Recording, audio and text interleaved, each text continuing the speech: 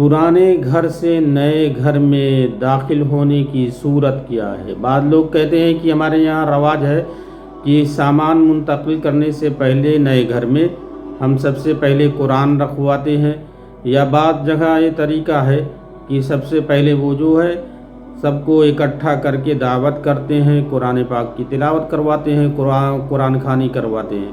تو کیا شریعت میں اس کی کوئی اصل ہے؟ یعنی شریعت میں میرے بھائیو اور دوستو ایسی کوئی صورت اور ایسی شکل نہ صحابہ سے ثابت ہے اور نہ رسول اللہ صلی اللہ علیہ وسلم سے، اس کی کوئی اصل نہیں ہے۔ ہاں، آپ گھر میں داخل ہونے سے بعد، سامان منتقل کرنے سے پہلے بھی، سامان رکھنے کے بعد بھی، چاہے جب آپ گھر میں جب جائیں تو 2 رکعت نماز شکرانے کی ادا کر لیں کہ اللہ تعالیٰ نے ہمیں یہ نعمت عطا فرمائی ہے، اللہ تیرا شکر ہے۔ اور یہ بھی کوئی سنت فرض نہیں ہے، اگر کوئی کرنا چاہے تو یہ کر سکتا ہے، لیکن سنت اور فرض سمجھ کر نہ کرے۔ اور دوسری بات کہ گھر میں خوب قرآن پڑھو۔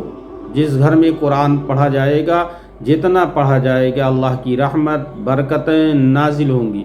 اور سورہ بقرہ بالخصوص پڑھی جائے، اس کے بہت سے فوائد ہیں۔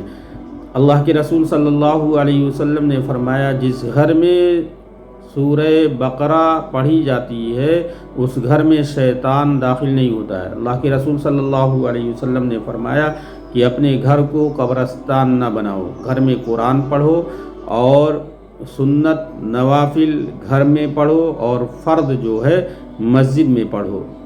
سنت اور نوافل گھر میں پڑھنا افضل ہے۔